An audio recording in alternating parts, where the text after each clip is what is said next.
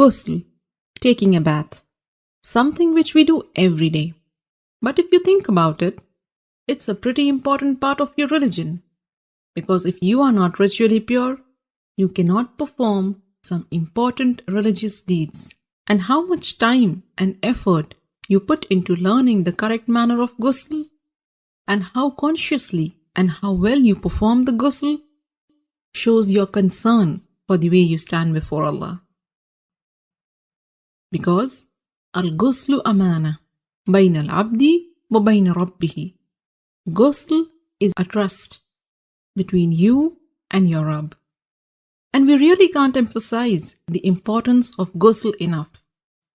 In this series, we will begin the discussion with the obligatory ghusl, which will be helpful to you when you are in a hurry or if there is not enough time to take a complete ghusl. Next, I will take you step by step through the etiquettes of the complete ghusl, where we will discuss the sunnah acts of ghusl. And finally, in the next video, we will answer some frequently asked questions about ghusl.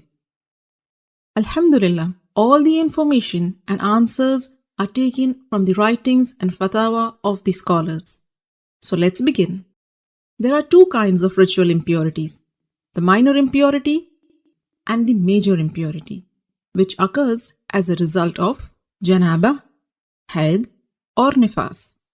To achieve tahara from the minor impurity, you only need to renew your wudu, ablution, whereas in the case of major impurity, you need to take a ghusl.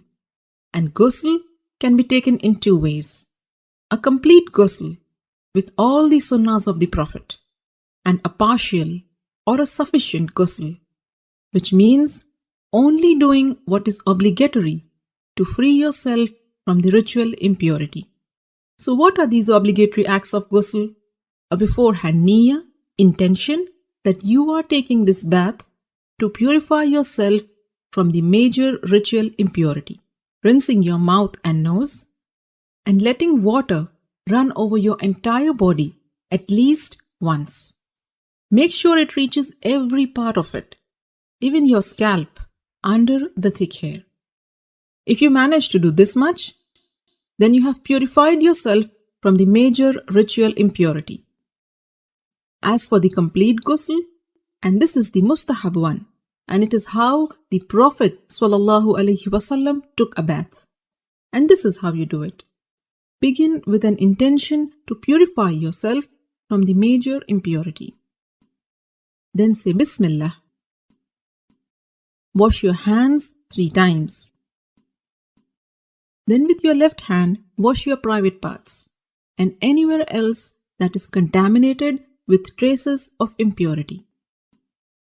Then make a complete wudu, just as you would for prayers.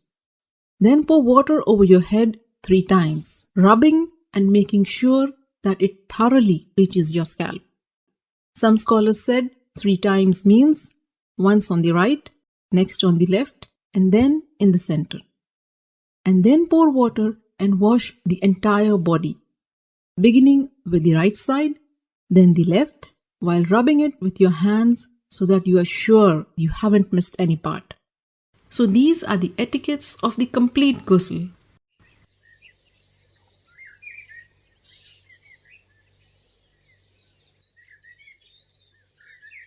Ghusl essentially means letting water run over every part of your body. So if you are wearing a ring, you should move it. And if it is so tight that the water won't reach the skin underneath, then you have to remove it. Cosmetic items which form a barrier and prevent the water from reaching your skin must also be taken off. In a narration of Maymuna radiallahu ta'ala anha, it is mentioned that the Prophet sallallahu alaihi wasallam moved away from the spot where he had been taking ghusl, and then he washed his feet. Shaykh Ibn al-Uthaymin rahimahullah explained that what is apparent from the various narrations is that the Prophet washed his feet after ghusl only when there was a need. Like if the floor is made of dirt, and if the feet are not washed, they will remain soiled. So you may want to wash your feet after ghusl if there is a need. With this, you are now well informed about the how-to of the perfect ghusl. For more how-to guides, subscribe to the Striving Muslimah YouTube channel or get yourself to the strivingmuslimah.com and subscribe to the mailing list. I will keep you updated about all the latest videos and interesting articles. Don't forget to share this how-to guide with your family and friends. By sharing this video, you are helping your friends and family in their deen.